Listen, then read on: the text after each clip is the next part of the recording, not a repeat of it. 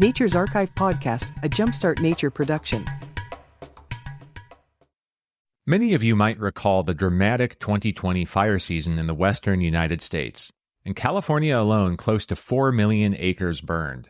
Cities were clouded with smoke, and there was unhealthy air for many, many weeks. I even had ash fall on my home in San Jose on several different occasions. But did you know that based on pre-colonial historical estimates, 4 million acres burned would have been considered below average? Now, how can that be? Does that mean that every summer in the 1700s, smoke filled the air and there were devastating fires? Well, spoiler alert, the answer is no. So in today's episode, we reconcile how it's possible for more acres of land to burn every year, but with less dramatic impact. In fact, that amount of historical fire was actually largely beneficial to the land. So our guest today, who helps us decipher historical fire and how we can add more beneficial fire back to the landscape, is Lenya Quinn-Davidson. And when you have a guest whose first name literally means firewood in Spanish with an alternative spelling, you know that you found the right person to discuss wildfire management. But Lenya Quinn-Davidson's qualifications extend well beyond her name. She's the director of the Fire Network for the University of California's Agriculture and Natural Resources Organization.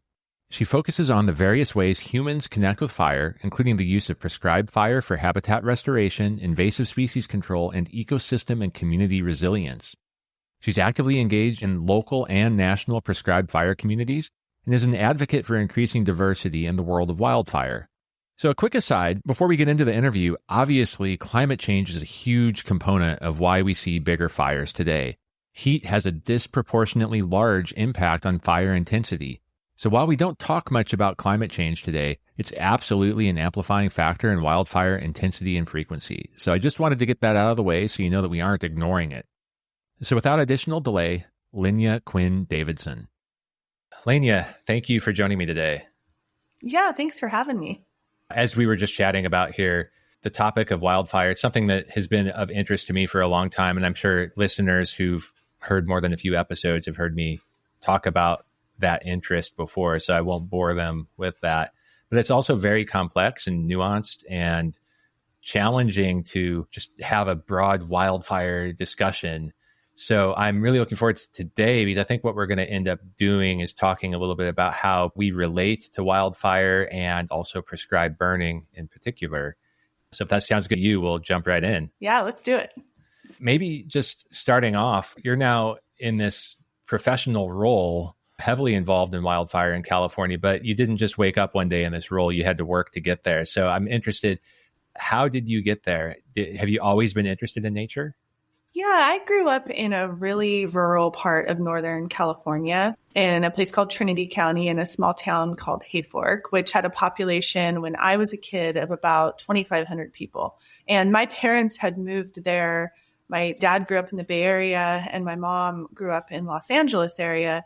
And they moved there to raise a family and to buck the typical lifestyle. I mean, they were kind of in this category of back to the landers who wanted to raise their kids in a small town and really get back in touch with nature, if you will. So that's where I was born at home and grew up there with my sister, who's a little older, and just surrounded by national forests. I mean, the county where I grew up is about 80% public land.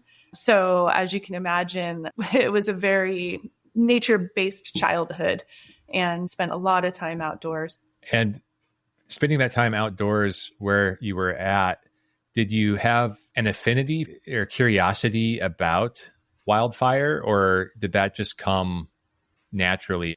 I will say I had a curiosity and even more than that, a fear of wildfire. The area where I grew up is very fire prone. I mean, California is in general, but my county in particular, because of its coverage of public lands and forest and a lot of lightning ignitions in the summer. And so I grew up as a kid being pretty fearful of wildfire, worrying that our house was going to burn down, having nightmares. I would have recurring nightmares about wildfire. And then my mom was also a caterer who worked on major wildfires. So she was on a cooking team that would provide meals for firefighters. So we would go visit her on these major events. And it was kind of a big deal for me, actually, just having this stress about wildfire as a kid. Growing up in that area, then I'm picturing it, you're a little bit inland, I think, up there. It's a few hours inland from the coast where I live now. I live on the North Coast, and it's about 2.5 hours inland in kind of a dry mixed conifer forest. And the Hayfork Valley, where I grew up, is the second biggest valley in the Klamath Mountains. So it's kind of a big, wide, open valley. And my family grew up right next to it. Our house was right next to a creek and surrounded by a lot of wildlands. I know several folks that like to go backpacking up in that area, and it's a beautiful area, but I could definitely see with all of the acres and acres of forest why you would be concerned. So wildfire was an annual thing. I heard you on a webinar actually talking about how smoky summers were normal for you. And it made me realize that down here where I live in San Jose in the Bay Area, smoky summers seem more like a new thing for us down here. So maybe just jumping a little bit deeper into the topic, do you have a sense for what our expectations should be when it comes to like smoky summers, just like that kind of visceral observation that we have? Should we expect to have smoky summers, say, in the urban population centers of the West? I think that's a really important question. And it is something that we all should be thinking about, is what is the baseline here in a place like California or in the Western US? And these are questions we're asking nationally and internationally, right? But it's important to understand that in California, this is such a fire-prone landscape. And the levels of fire activity that we see now and that we've seen in the last 100 years in California are really outside of the historical norm, and much less than we would naturally have, if we let lightning ignitions be active and if we had people using fire like they did for millennia in California. So there's some interesting research that has come out of UC Berkeley. A professor there named Scott Stevens has done some really nice historical reconstructions of how many acres burned historically in California pre-European settlement. And he showed that typically in any given year in California, there might have been 4 to 11 million acres that would have burned. Just to give you a little perspective on that, if you remember the 2020 fire season here in California with the August complex, we had that widespread lightning event that set off a bunch of wildfires. We had 4.2 million acres burned that year. And people were beside themselves with it. That was this unprecedented amount of fire and all the smoke and how crazy this was. And really, that was on the low end of what we would have expected historically. Now, I think the important caveat to that is it's not the acres, but it's really how they burn, right? We're seeing that fires are burning at much higher severity now, and the smoke can be a lot different when you're talking about the full canopy of the forest burning rather than just a creeping understory burn. The actual content of the smoke is different and the amount of smoke is different. There's some nuance there, but I do think people need to get used to smoke. And as we think about restoring fire, as we think about becoming more fire resilient and really bringing fire back as a process in California, it's going to be smokier. So, yeah. I want to zero in a little bit on that, on the severity and intensity aspect, maybe for a moment. You read my mind a little bit there, because growing up, I'd see on the news reports about wildfires. And when they started getting above like 10,000 acres or 20,000 acres, it started to become, really newsworthy. 50,000 acres was like unheard of, at least when I was growing up. You just mentioned that one of the big differences is the severity of the fires today.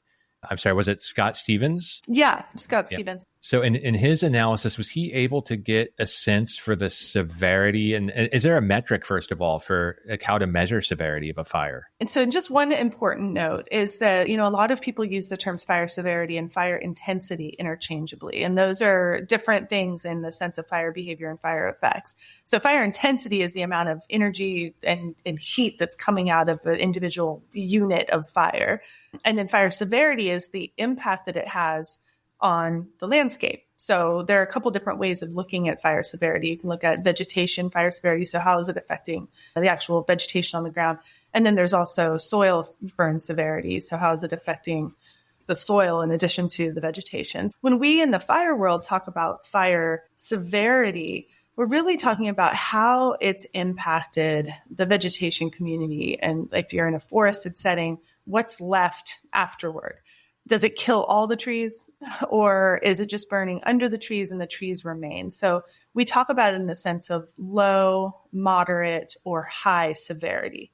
And in a place like California, which has a ton of different habitat types and ecosystems. I mean, California is one of the more diverse places in the world, really. And there are different fire regimes in all the different ecosystems in California. But a lot of California had adapted and evolved with a frequent fire regime. So frequent fires that burned at low to moderate severity. And we have a lot of research to show that and to help us understand what that historical landscape looked like. And of course, that was shaped by both lightning and human ignitions. People like Scott Stevens and others, many, many others, have done these historical reconstructions to understand those patterns of severity and how that's changing over time. And what we're seeing currently in places like California and in a lot of other places too, is that we're getting increasing scale of high severity burn patches. So there were always patches of fire in California that burned at high severity and killed mature trees, and that would create heterogeneity and promote biodiversity. It's a really, that diversity and heterogeneity is a really important part of fire in general. But what we're seeing now is that we're getting patches of high severity fire that are significantly bigger than anything we've ever seen in the past. So if you look at something like the Dixie Fire, which burned in 2021 in the Lassen area of Northern California, that fire was almost 1 million acres as an individual fire event, and more than half of it was high severity, meaning it killed all of the mature vegetation, all of the trees. And that creates some real challenges and impacts not only on the forest, but on regeneration of trees, on future fire behavior and future burn severity, and of course on the communities that are in those places. So we mentioned the Dixie Fire a couple times today, and I wanted to give a little more context about what that was. So in 2021, this fire started on July 13th, and it burned until it was 100% contained on October 25th, 2021. So that's a couple of months of nonstop burning. And as Lenya said, it was almost 1 million acres. And it ended up being the largest single source wildfire in recorded California history. So there have been other wildfires that have burned more, but they've had multiple ignition sources. So this was quite a fire. It was record breaking in many different ways. And I'll include a link in the show notes with more information.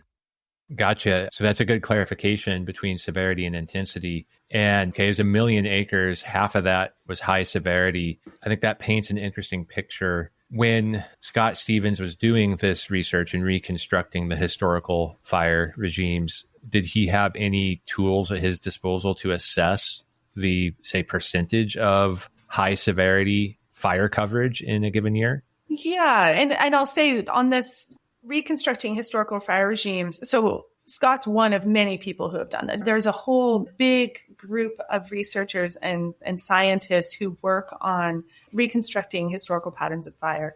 And a lot of that is done using dendrochronology tools. So actually coring trees, looking at burn scars in trees, because trees act as recording devices for fire, assuming that they actually survive the fire. So we have long-lived trees in California and across the West where we can actually reconstruct and map out spatially where and when fires were happening over time. And it does become more of a challenge when you have these really huge patches of high severity because you can't record that on a tree. But there are some other tools that people can use too, like lake cores. So actually doing sediment cores in lakes and looking at pollen deposition and being able to reconstruct some of the vegetation composition from those kinds of tools as well. That's really interesting. I just realized too, the lake core topic has come up in the past.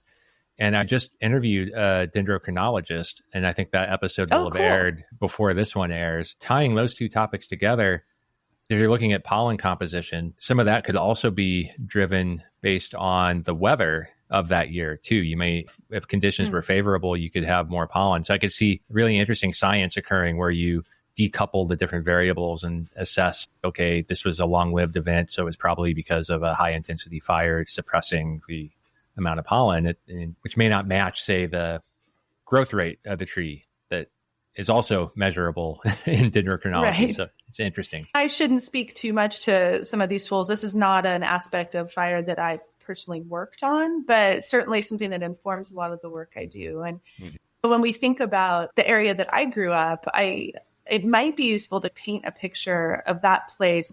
The Trinity County is this really forested area with these big valleys and meadows and lots of interesting river systems. But there's been a lot of research, actually. When I went to college, and this is how I got into fire ecology and fire science, I started taking classes from people like Scott, actually, and reading some of the literature on this topic, and realized that the area where I grew up had actually been an epicenter of not only fire science research and some of these historical fire regime reconstructions, but also of some cool community-based forestry work, because I was in an area that was affected by the Northwest Forest Plan and was in a timber town, and our mill shut down because of the Northwest Forest Plan. There are just a lot of interesting dynamics there. But one of the things that I've been revisiting lately is a paper by Alan Taylor and Carl Skinner, who are two kind of geographers and fire ecologists who looked at the Hayfork area, right in the area where I grew up, and did a fire regime reconstruction for a couple watersheds in that area. They showed through their work that area was seeing fire about every 2 years for the last several hundred years. Wow. Before the fire suppression era started in the 1900s. So if you close your eyes and think about these forested areas that we know and love in the Western U.S. and what they would look like if they were burning every 2 years. Imagine it. I think of it like, what we've done with fire suppression and fire exclusion, where we've actually taken fire out of these systems, it would almost be like stopping vacuuming your home or something, where just imagine all the buildup and it's less open. You can't walk through it because you're tripping over stuff. And the forests around the area where I grew up and across much of California were so open. They describe in their paper that the things that would stop fire, the fire was much smaller scale, patchy, small scale. Things like deer trails and small streams were limiting fire spread. So you might have an ignition that would burn right up into a deer trail and then it would go out. Because it was a fuel limited system. There wasn't a lot of debris on the ground. It was very clean and open. And of course, the local indigenous folks were burning too and keeping it that way for a variety of reasons. So I just think that what we see now when we drive up to Yosemite, or if we're in these places that we know and love, we're not seeing the forest that evolved in this place. We're not seeing the frequent fire forest that California should have. We're seeing a mess that's been left over from years of poor management, but that's what we're used to. So it's hard for us to reframe the way we look at and think about the natural world around us. I think imagining that deer trail stopping a fire is a really good way to reset how we think of it, because it's hard to imagine that today, to your point, that something as narrow as a deer trail could actually halt a fire.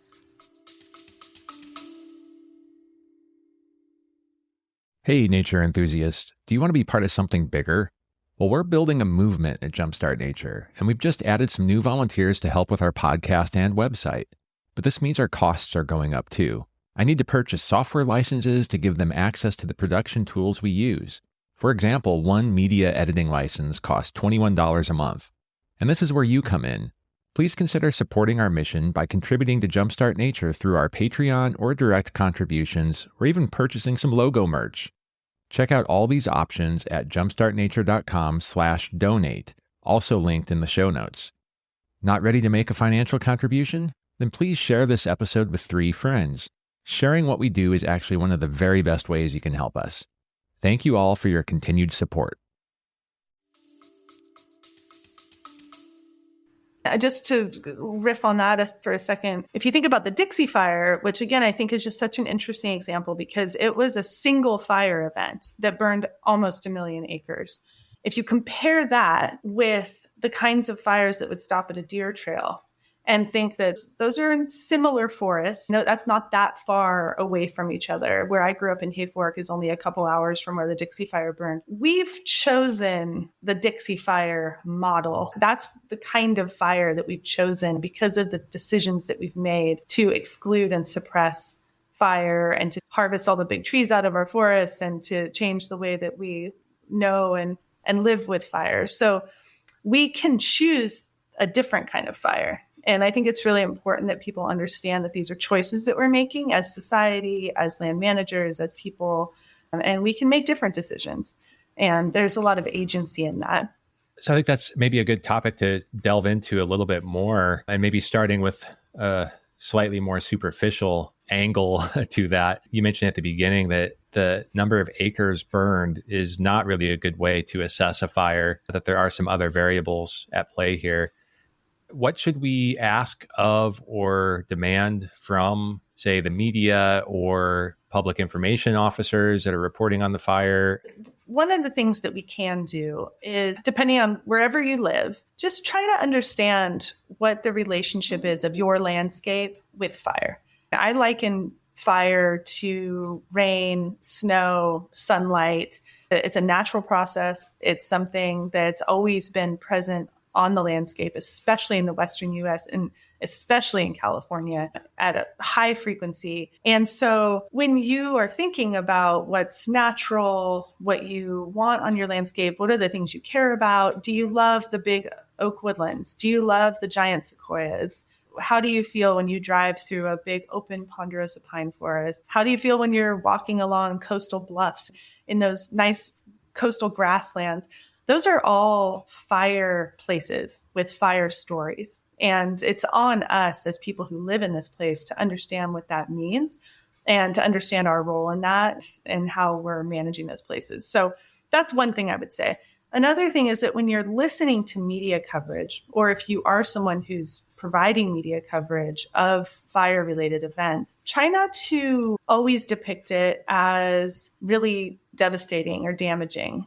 There's a lot of good that comes out of fire. Even the big wildfires that seem scary and put a lot of smoke in the air, oftentimes are doing a lot of good work. Again, if we look at the Dixie Fire as an example, more than half of it was high severity fire, but that means that the other half of it was low to moderate severity fire. And that was actually a treatment on the landscape. And that's something we can build on. It's something we can go back to and do further management. It's something that probably provided better grass and forage for deer and elk, probably created fields of wildflowers that we're going to enjoy. I think we need to stop thinking about fire in this really monolithic way that it's just this bad, dark thing, and really start seeing it in a more nuanced way and think, what is it we want? What is it we care about? And how can fire help us get there? Yeah, I'm thinking for me, again, since I only have my lens, really, I can try to put myself in other people's positions. But what I grew up with was this vision that fire would destroy everything. And it's hard to overcome that when, say, I had 20 years of that or 25 years of that mantra, or those are the images that we were seeing. It's making me realize how immense the problem is, not just from a landscape level, but from a social science or social relationship standpoint. Absolutely. And I think that's such an important point that most of the fire problems that we have in California, I would say, are people problems. They're management problems, management decisions we've made. They're misperceptions about the way things work and how we got to where we are. There's also a beauty in that, right? If they're people problems, then I think they're solvable problems. And so we shouldn't let ourselves feel overwhelmed. It's just nature is coming for us or something. It's absolutely not that. It's that we as humans have really gotten out of balance with fire in this place. And we had thousands and thousands of years of people in balance with fire in these places. And so how can we get back to that? How can we learn from that? And how can we continue to see ourselves as part of the landscape and agents of positive change? And fire is our best tool for that. Yeah, I want to ask you about some of the impacts of suppression. And I was thinking back to your lack of vacuuming analogy. And I have to say, the first thought that came to my mind was sometimes it feels like it'd be easier just to burn my house down and start over. But that's probably not the message that you want coming out of the show today, or that's not the message I want coming out of this show. But as far as the impacts of too much suppression, you mentioned briefly about the biodiversity impact. Can you tell me more about that? Again, I think there are some important semantics here. The way I like to think about it, I like to use the term fire exclusion as really the philosophical foundation of the way we've been managing fire for the last 150 years, which is that we actually wanted to take fire out of these forests. We wanted to exclude fire from these places. And then there's fire suppression, which is the actual act of putting the fires out. I find it interesting. There are impacts from both. There are impacts of the actual exclusion of the fire. And then as we do more and more fire suppression, especially on these bigger wildfires, we're seeing some pretty severe impacts from the act of suppression too. So I want to talk about all of that actually. And I think we could start with the impacts of fire suppression because I find it pretty interesting. And I think it's something we need to think about. In restoration work in general, in California and across the United States, many of the activities that we want to do, whether they're thinning projects or prescribed fire projects or putting log structures in creeks, whatever it is we're doing, we have a lot of environmental compliance that we have to do. We have to comply with the National Environmental Protection Act, NEPA,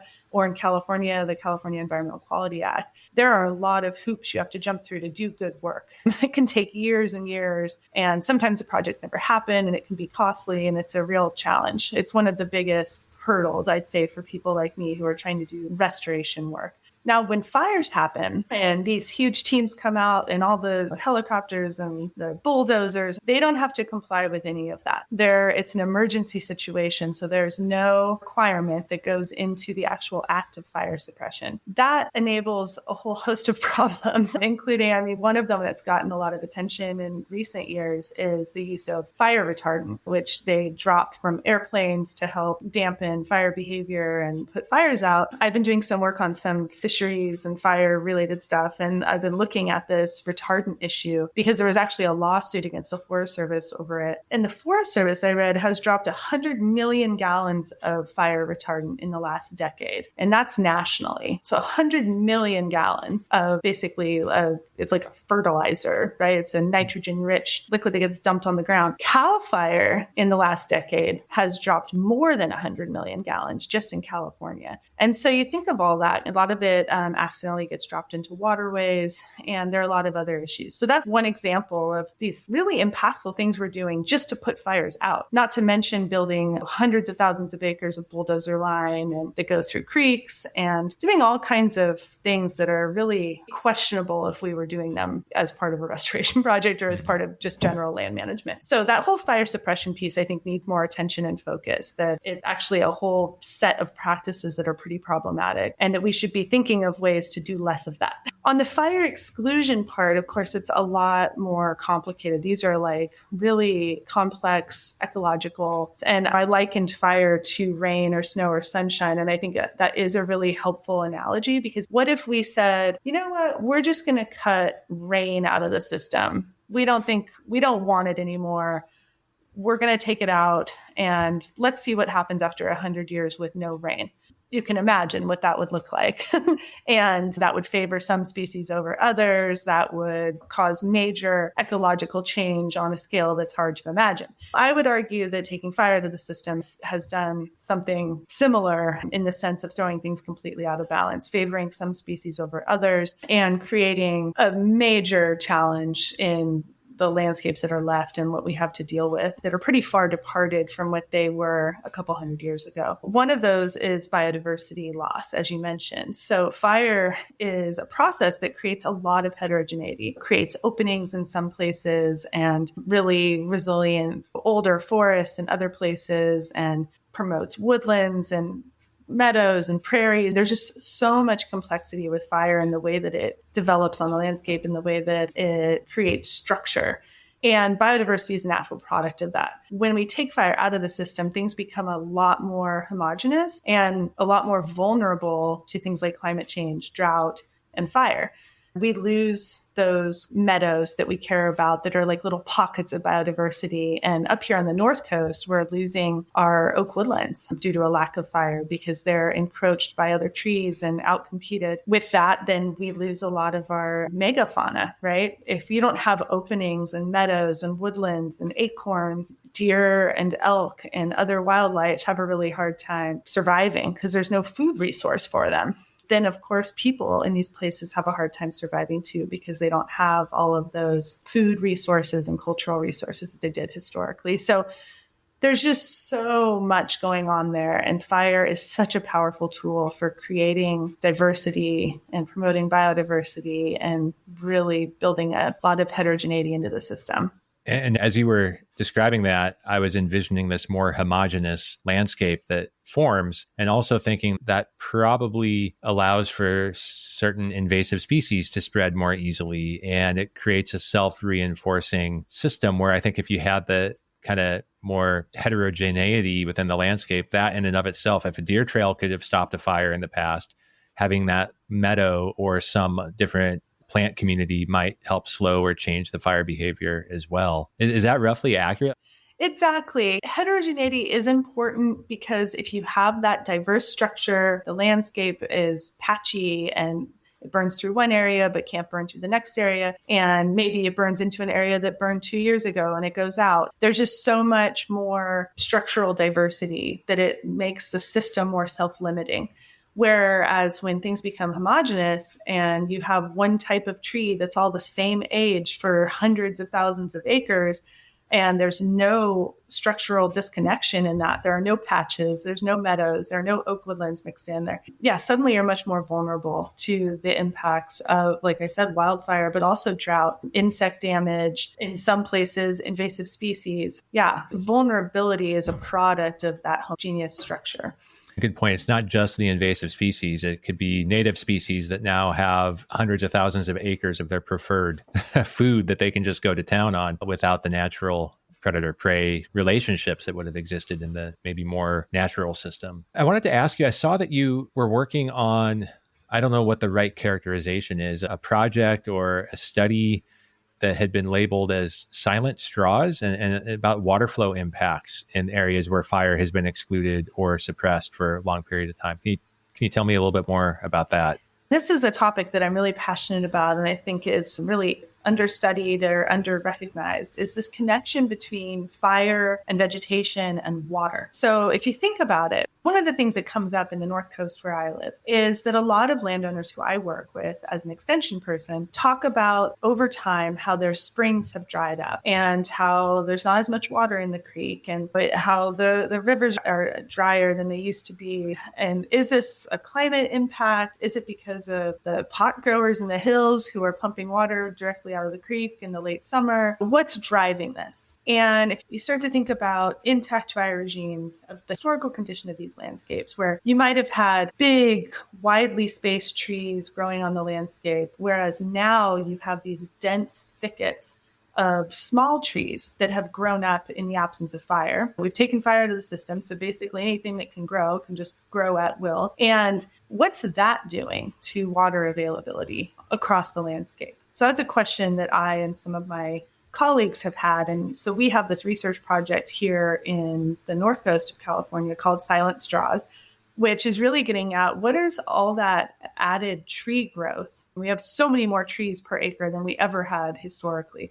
What's that doing to the water availability in the system and ultimately to stream flow in the creeks? That's a project that's still in progress, and we're just starting to analyze the results and seeing a signal there that, yeah, if you remove trees, you have more water availability in the system. But we can see that there have been some other interesting studies, in particular, a paper that was published by a guy named Park Williams from UCLA last year that really caught my attention, where he looked at watersheds that had burned and compared those with watersheds that hadn't burned and looked at the USGS gauging stations on the rivers in those watersheds to see what happened after fire. And what he showed is that in burned watersheds, so in areas basically where vegetation was removed to some extent by fire, that there was a 30% increase in stream flow for a 7-year period after the fire.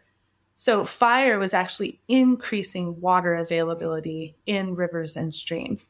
And this makes a lot of sense. I mean, it's really intuitive that the more vegetation you have, that's all sucking water out of the ground. In a place that has really intact fire regime with frequent fire that's limiting all of that growth of vegetation, that you're going to have more water available.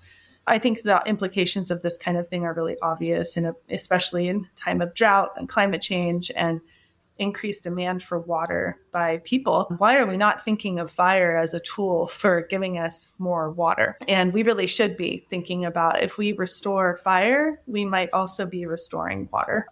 Are there other maybe less obvious impacts of exclusion and suppression along the lines of what we've been talking about here that are maybe not on the forefront of people's minds? Well, I mean, I think there are some pretty specific ecosystem impacts that people may or may not be aware of. One of the ones that I work on a lot, you keep hearing me mention oak woodlands, but that's something I'm pretty passionate about, is our deciduous oak woodlands in the Pacific Northwest, Oregon white oak, California black oak, that have really strong cultural connections for tribes and for ranchers and for people who know and love these places. We're really losing them on a grand scale because of a lack of fire. And this is because of a process that we call conifer encroachment, where shade-tolerant trees like Douglas fir that may be native, but in the absence of fire, we call them a native invasive, because they're able to take over when they don't have that natural disturbance check. And so we're seeing that across the Pacific Northwest and even into places like British Columbia, and that the deciduous oak woodlands are really at risk because of competition by conifers. I love to help people when they're driving through these places and when they're out enjoying the places that they love, to start seeing the forest for the fire and think about what are the processes that you're seeing. If you're in the Pacific Northwest and you're walking in a deciduous oak woodland that has conifer trees that have overtopped the oaks, those oaks are not long for this world. And we have to actively manage those places to keep the things that we care about. The same can be true for prairies and meadows and coastal grasslands. And, those areas are being encroached by shrubs and by trees in the absence of fire. And Native people for so long managed those places and kept them open with fire. So the landscapes all around us, they're human landscapes. Humans have always been making decisions about these places and choosing the things we care about. And that's a responsibility that we have. So I think this is a good transition point to talk a little bit about prescribed fire and cultural burning and related topics. You talked about, for thousands of years, we had Native peoples that were managing the land through fire. And I can imagine that they had learned that if they didn't manage it, maybe it was a similar situation to what we're encountering now.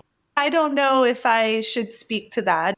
I'm not a cultural practitioner and I'm not Indigenous to California, but I do think that the Native people in these places were managing the landscape in really intricate and fascinating ways, and that the health of the landscape was directly correlated, and still is directly correlated, to the health of the people in these places. I think that fire was the critical tool for making landscape scale management, and taking that away and severing that relationship between people and fire was actually, in essence, severing our relationship with the landscape and making it so our health and well-being was not as direct. We couldn't see that connection.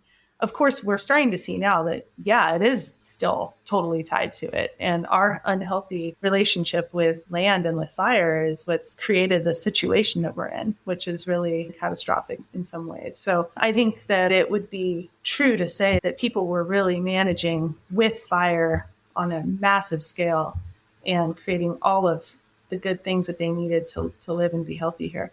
Perhaps we'll come back to cultural burning maybe a little bit, but let's fast forward maybe to the way that we've used prescribed fire absent of the Indigenous voices.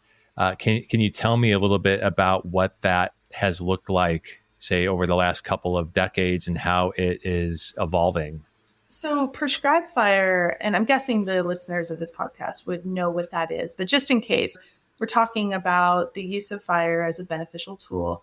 And with prescribed fire, we're talking about in the sense that you have a plan in place ahead of time for how you want the fire to burn so that it can achieve certain objectives. So it's all very thoughtful. And the prescribed part of it is actually referring to the prescription. You're actually coming up with a weather prescription under which you'll be able to meet the objectives that you've already identified and described in some way. So this is something I've been working on for about 15 years and really is a passion of mine, is like, how can we get fire back on the landscape? And how can we have people play a really active role in landscape management with fire? In the early 1900s was when this era of fire suppression started and fire exclusion, right? Where we decided we wanted to take fire out of the forest and stop killing trees because we're worried about timber production and things like that. At that time, we really took fire out of the hands of indigenous folks who had been using it forever in these places. And we could have a whole long conversation about that. Another group that was using prescribed fire in California was the ranching community. They were using it, again, to keep the rangelands open, to promote the grass and the plants that they needed to raise cattle and sheep on these landscapes. The ranching community actually, alongside the native community, those are the two big originators of the use of fire on these landscapes. In the 1900s, we slowly shut all of that down in the Western US and pretty much took that tool away from people. It was in the 60s and 70s that the National Park Service started looking at bringing prescribed fire back as a tool. And they were noticing in the giant sequoia groves in the Southern Sierra that they weren't seeing a lot of regeneration of those trees. They had these big, enormous, beautiful trees, but they weren't seeing any baby trees coming up. Some of the folks who worked in those places started to realize that those trees actually needed bare mineral soil in order to regenerate. So they started using prescribed fire to burn off these areas so that those seeds could germinate and regenerate. And they started having some major success with that. That National Park Service use of fire opened the door for prescribed fire in California to come back. And for many decades, it was mostly an agency tool. Agencies like the National Park Service, like CAL FIRE, the Forest Service, the U.S. Fish and Wildlife Service, were really the primary users of prescribed fire.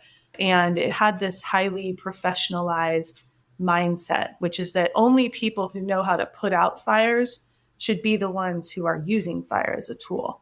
Now, I'd say in about the last 5 to 10 years, we've really shaken that up and started to realize how flawed that is and really how paradoxical it is, right? Only the people who have been putting out the fires and creating this mess that we're in are the ones who should have the authority to use prescribed fire. No, fire should be in the hands of indigenous folks, ranchers, landowners, forest landowners. And so a lot of the work that I do is really about reclaiming fire as a tool, breaking down those barriers and bringing fire back to people. And we've had a huge amount of success, mostly because a lot of the work that we've been doing on this front has been happening in parallel to some of the worst fire seasons we've ever had and to a fire problem that's increasingly bad. So there's been a lot of social license for this work and a lot of interest and a lot of people wanting to be involved. And really, I'd say in the last 5 years, we have completely changed the fire conversation around prescribed fire in California and in the Western US. And we really have brought fire back to people. So you've brought fire back to the people and changed from this paradigm of the only people who could use it are those who know how to extinguish it. I think a question that would come to a lot of people would be, how can, in that model, you ensure that the prescribed fire remains under control?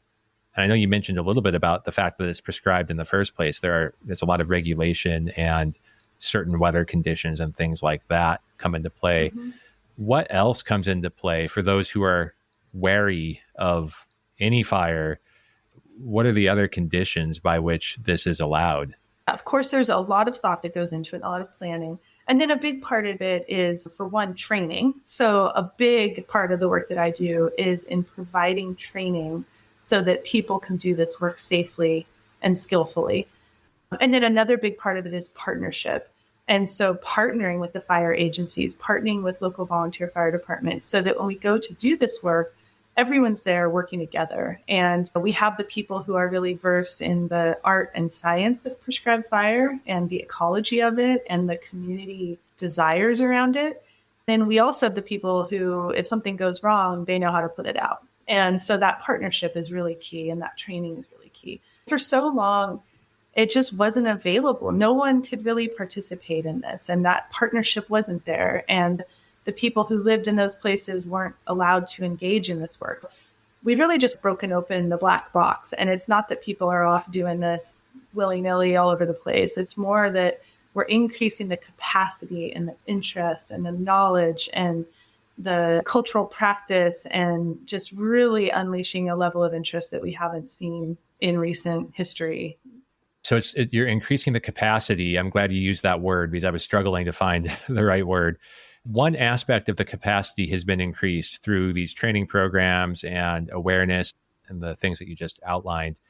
Where are the current bottlenecks when it comes to being able to use more prescribed fire? Are there still capacity concerns, or is it regulatory, or what else is out there that impedes this progress? We have made huge strides here in California in recent years on some of the kind of legal barriers, because there were really a lot of barriers as far as things like liability and insurance. We have been able to do some pretty major policy change in California over the last couple of years to change those things. And that's been great, because I think now the bottlenecks are starting to shift. At one point, that was a major bottleneck. Now the bottlenecks are really like, how do we get as many people involved and trained and funded to do this work so that we can do it at scale? And then I'd say there are two different demographics of folk, or I mean, there are more than two, but there are two main groups of people who are working on this issue. One is this community-based work that includes the cultural practitioners and prescribed burn associations and local people who are trying to manage their lands and their communities. And then there are the agency folks, the U.S. Forest Service and CAL FIRE and all the other federal agencies that are trying to use prescribed fire. I'd say we have seen monumental capacity change and increases in opportunity in that local and community-based sphere, but our agency partners are struggling to keep up. And there are some major problems within, for example, the Forest Service that keep them from being able to scale up in the ways that they need to. And a lot of that is, it's something I think we need to spend more time thinking about. And there has been a lot of attention on that in recent years. In fact, the Biden administration actually commissioned a group of wildfire experts nationally to work on the Biden Commission report, or the Wildfire Commission report, that actually was just released 2 weeks ago in the end of September. And that group of experts was charged with identifying policy opportunities and places where change needs to happen to enable good work around all different aspects of fire, but prescribed fire being one of them. So there's some attention there. But I do think that the agency culture is really a culture of fire suppression, and they're really struggling to reintegrate good fire and figure out how to really effectively use fire as a beneficial tool. Yeah, I have an impression that a lot of government organizations are going to be very risk averse just by nature because of all the politics that are inherent to government. So that's certainly a challenge. Yeah, well, I'll just add one more thing on that. I can be critical of the agencies. I will say that the people who work for those agencies, who are on the ground, who work on a national forest, or they live in those places too, and they understand the issues, and they really, I'd say for the most part, really want to do the right thing. They want to use more prescribed fire. I mean, there's a huge amount of passion around this work and people wanting to do more of it, and really feeling hamstrung by their higher ups. And especially within the Forest Service, it's such a massive agency, and they're managing so much land, and it's so political when you get up into that Washington office level where there's so much about optics, and it's a really disconnected from the people who work on the ground.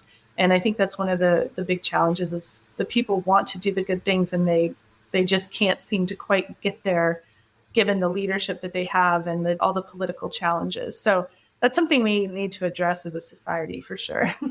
I think risk management is really hard in general. Then you add the political layer and the optics, as you said, that makes it even more difficult because the incentive structure doesn't match the risk management structure. Exactly. And when risk management is also so hard to understand, I want to tie it back to something you said at the beginning about how we can get some agency back by managing fire directly in this way, as opposed to living in fear of these massive, high severity, high intensity fires that will just steamroll right through any defenses that we can put up. I know I'm being a little hyperbolic, but that's the spectrum. No, you're actually not. I think that, and when I said earlier that we're choosing the kinds of fires that we're having right now, we're actually selecting for those fires. We're selecting for the big, high severity, catastrophic fires because they're the only ones that we can't put out. I have a friend who says every time we put out a small fire that's doing good work, we owe a debt to that landscape. If we're not going back in and repaying that debt, then we're setting ourselves up for a worse fire next time. And that's the pattern we've been in for so long, is that we've been kicking the can down the road and not repaying that debt. And guess what? The Dixie Fire is us repaying our debt in a way that we don't want to. So we really need to be thinking about it that way. Every time we suppress a little wilderness fire, what's our plan? What's our plan for repaying that debt? Yeah, that's such a good way to position it. So with kind of a baseline of 4 million acres from this reconstruction that you were talking about, this is probably an unanswerable question, so I apologize, but if you could snap your fingers and have just the magic balance that would be ideal, whatever that is, how much of that do you think would need to be prescribed fire or cultural burning to fill in that gap and get things back on course? Well, I think we need to be realistic about the fact that most of the landscape, at least in California, is going to be treated with wildfire before we ever treat it in any other way. And so how can we use things like prescribed fire and other fuels treatments that we have available to us to set ourselves up for the most success and to keep our communities most safe and to protect the things that we most care about?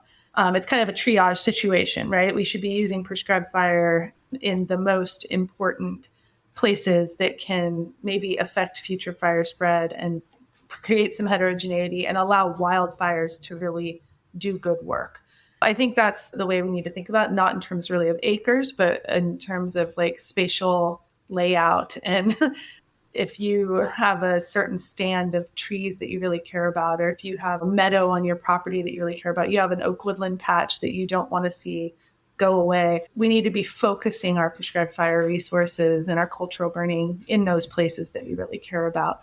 But ultimately, we really want to have a future where wildfire can start to play a role on the broader landscape and have good beneficial effects. In California, there's a target of 500,000 acres a year of treatments that was set forth by the state and in partnership with the federal agencies. And that number is completely arbitrary.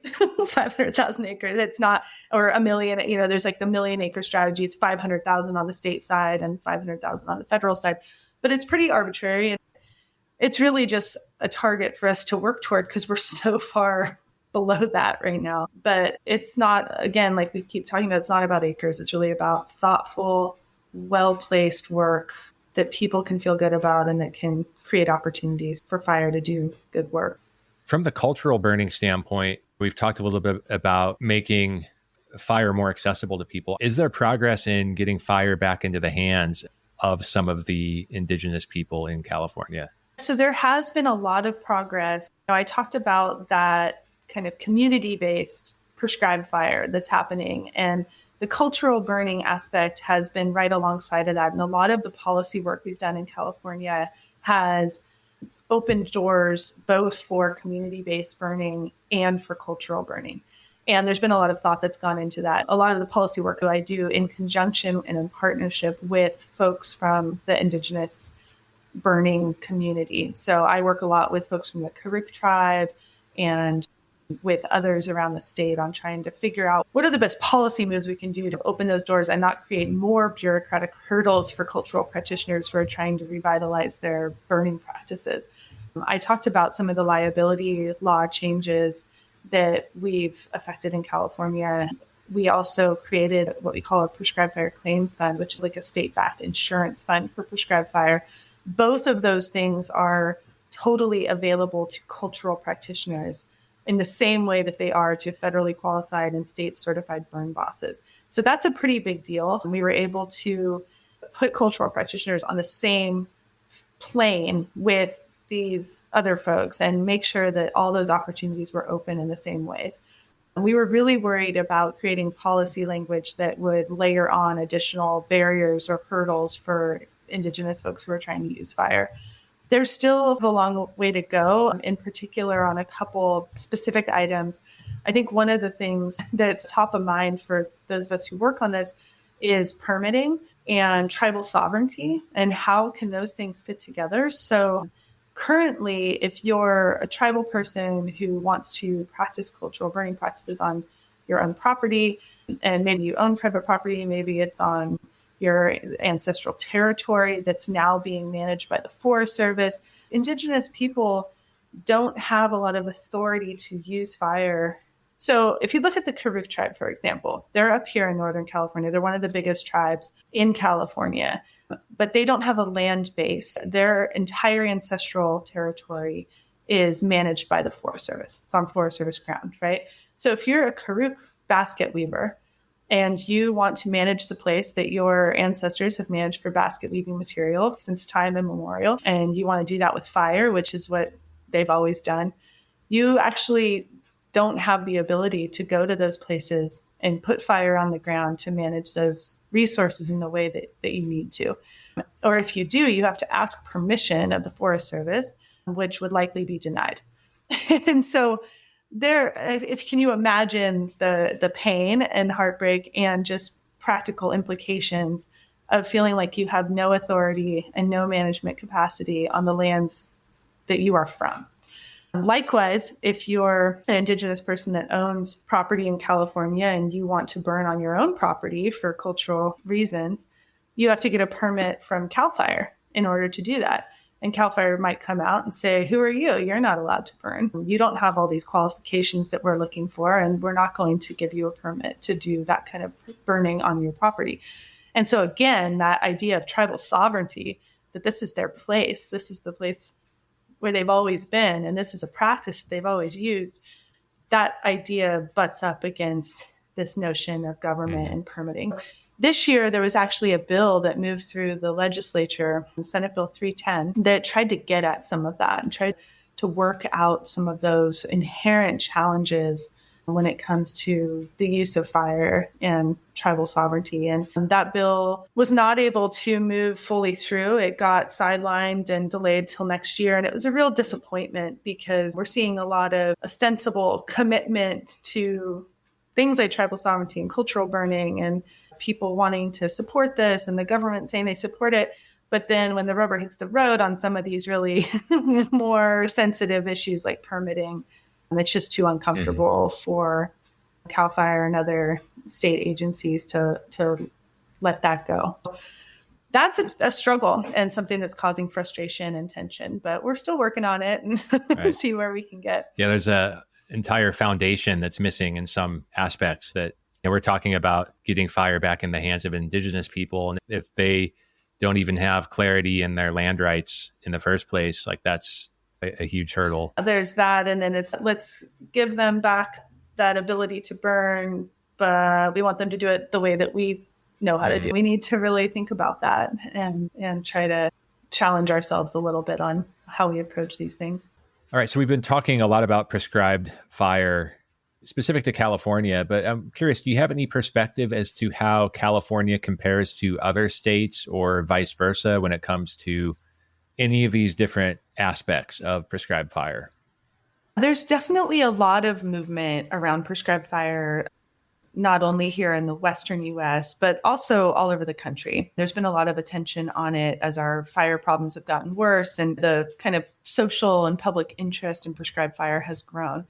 And there are some really interesting regional differences in the United States around prescribed fire. And I think for many of us, we look to the southeastern US as a real example of a place that has a ton of burning and really an active kind of culture of prescribed fire. So places like Florida, Alabama, Georgia, where they burn so much. Florida is well known for burning about 2 million acres a year, with prescribed fire. If you look at California, we're maybe doing 100,000 acres a year if we're lucky. I think I know in my work, I've really looked to the southeastern U.S. to understand how they're doing that and what the history is that led to them having that intact culture of fire. The Great Plains is also a really interesting area to look at. Places like Oklahoma, Nebraska, they have really active prescribed fire programs. That prescribed fire is mostly led by landowners, ranchers, local prescribed burn associations, which are like community co-ops, which we've actually brought here to California that were completely inspired by the Great Plains. So that model is a little different. And I think it's really helpful to see these different models for how prescribed fire can play out, whether it's agency-led or private foresters who are doing it, or ranchers who are doing it. And in California, we've been able to take all of that and blend it. We have several prescribed fire councils, which are regional bodies that work on policy and training, things like that. That was really inspired by Florida and the Southeast. Then we brought prescribed burn associations here, which were really inspired by the Great Plains. Then, of course, we have all of these things that are unique to California, like the cultural burning and all of the diverse partners and people and landscapes and ecosystems that are so unique to California. There's just a lot of movement going on. And I think other Western states are really looking to California for examples of how we can address these problems. So some of the policy change that we've made here in California in the last few years is now being picked up by places like Washington, New Mexico, Oregon, and they're starting to come up with their own versions of those same types of policies. So it's interesting to hear the different approaches that we can draw from, at least here. And that leads me to think back to this idea of building capacity to do more prescribed burning, which I think maybe ties in a little bit to some of the work you're doing to bring more diversity into the fire space. Can you tell me what it is that you're working on there?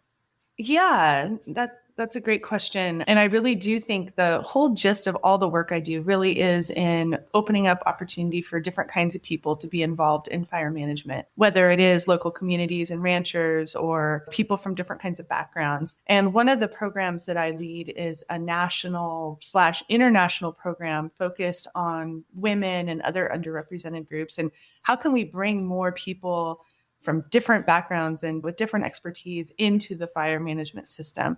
Fire for so long has been pretty homogenous and mostly male. It's a lot like the military. It's mostly men and it's mostly white. And I think we're at a point where the problems in fire are so complex that we really need to elevate all the best talent and best perspectives and bring as many people into this work as possible. And so that program that I lead, it's called WTREX, Women in Fire, Prescribed Fire Training Exchanges. They're 2-week events where we bring people from all over the world and all over the country together to burn, to learn, to share, to build mentoring relationships and support networks, really with the goal of keeping women and other types of people in fire so they don't leave. It's very typical for young women to enter a fire career, spend 1 or 2 seasons, and realize that it's just inhospitable at best and maybe toxic and unhealthy at worst. We're really trying to create a space where people can stay in fire and they can bring their talent and really help shift the paradigm to something that's more accepting, but also more effective.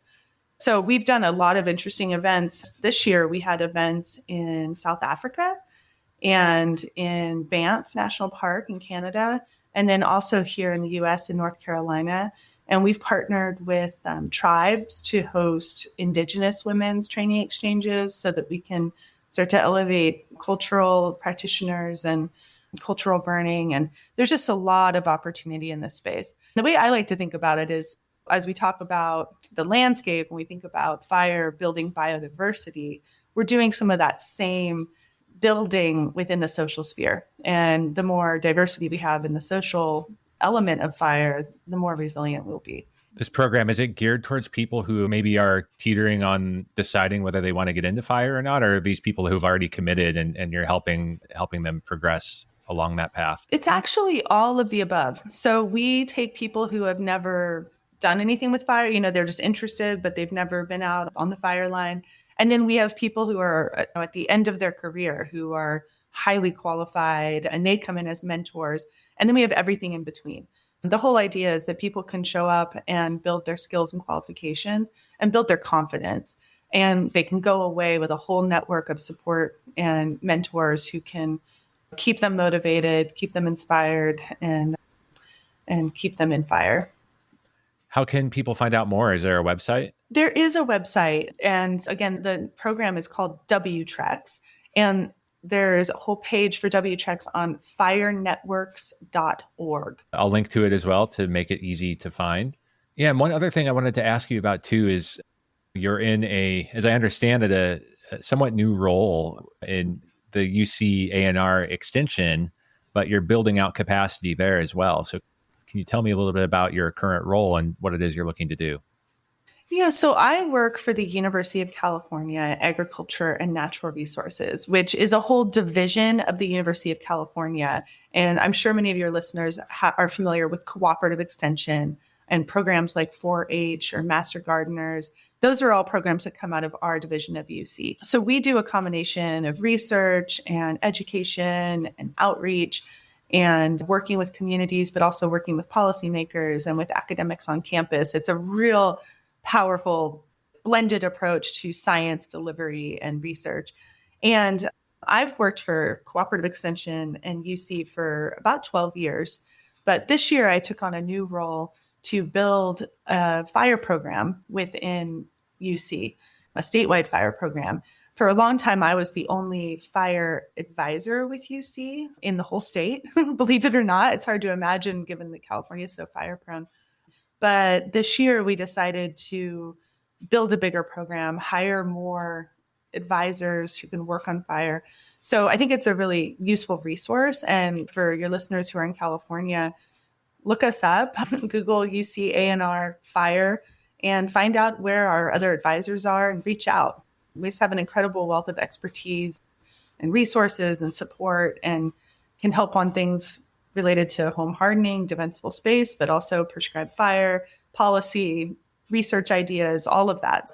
I'm pretty excited to be in this new director role and be building this program. It sounds great. It's hard to imagine, as you said, just one person working in a role like this in California. I often like to ask my guests a couple of standardish questions.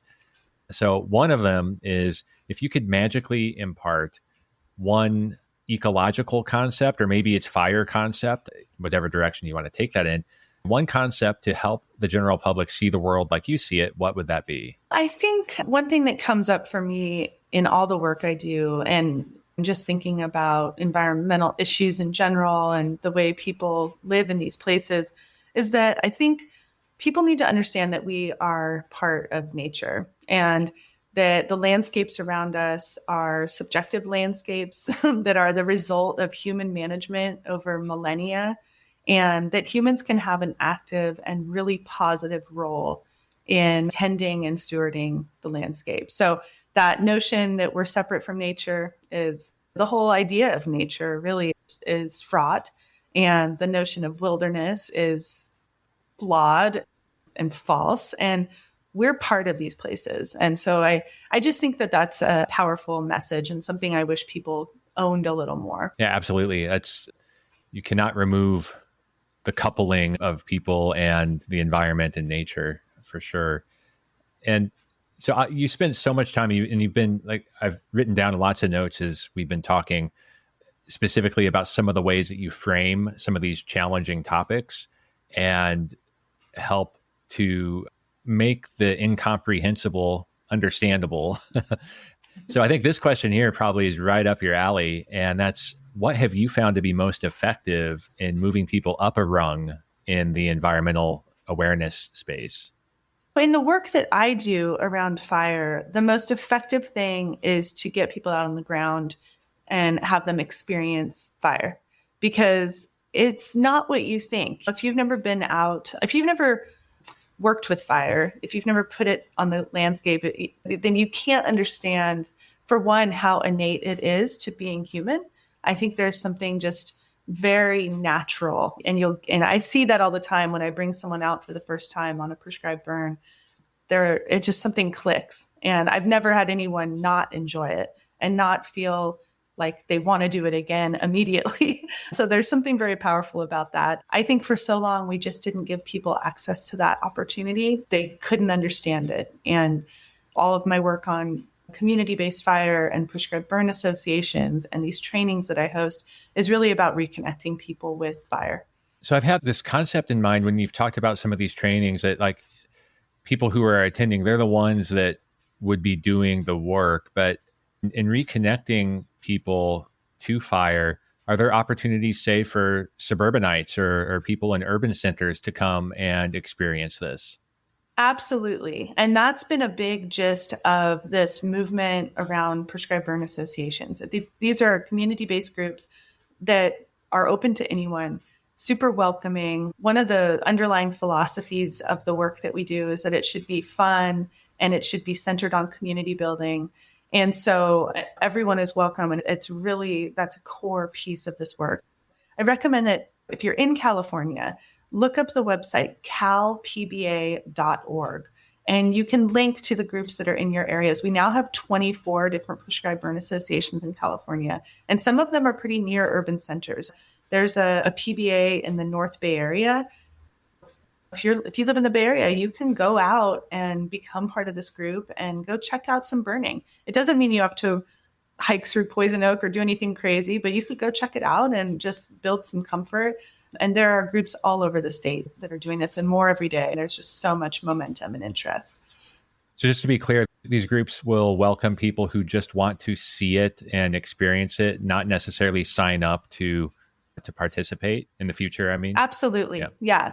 Yep. So all of these groups are very open to people just coming out and getting more familiar and learning that it's not as scary as people might think. And it's actually very inspirational and powerful and fun. That's really good to hear, because that's the first step, right? Like some of those people who maybe just want to see it and understand it, maybe they become more active in the future as well.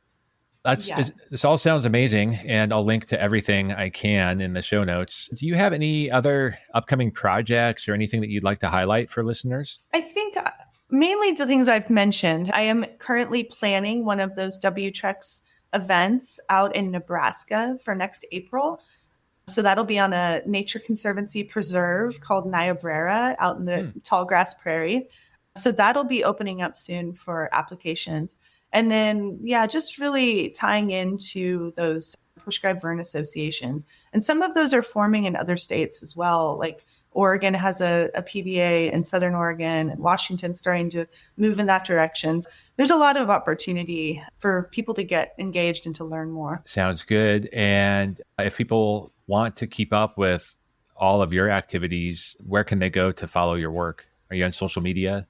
I am on social media. So you can find me at Lenya QD on X, Twitter, or on other venues as well. So feel free to reach out and find me there and follow my work.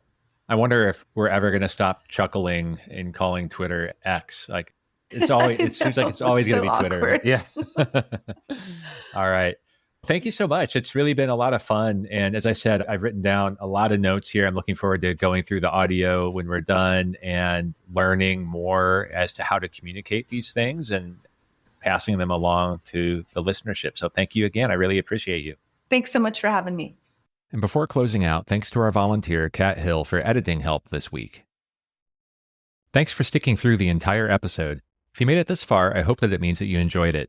If so, please spread the word and share this episode with 3 friends or groups that you think would enjoy it too. As for today's episode, let me know. Did I miss anything? Was there a topic I should have covered? Let me know at podcast@jumpstartnature.com or DM me on any of my social accounts. I'll do my best to answer your questions. You can find me at Nature's Archive, one word, on Instagram, Facebook, and Twitter. I also share photography, nature stories, and much more on those accounts, so you can follow just to stay in touch too. And despite being called crazy by numerous friends and colleagues, last year I left my tech career behind to start Jumpstart Nature, which Nature's Archive is now part of. For the sake of myself, my family, and the planet, I need to make this work. So please also consider becoming a patron at patreon.com/jumpstartnature. I offer some exclusive content and perks, and you can start donations as low as $4 a month. Lastly, please also check out our latest creation. It's the Jumpstart Nature podcast. We just completed our pilot season, where each episode reveals an unseen, surprising, or misunderstood nature topic with the help of experts and our host, Griff Griffith. It's entertaining and inspiring, and even reached number 3 on the Apple Nature podcast charts. There's much more on our roadmap, but we need your support, so check out jumpstartnature.com for more details. Thank you.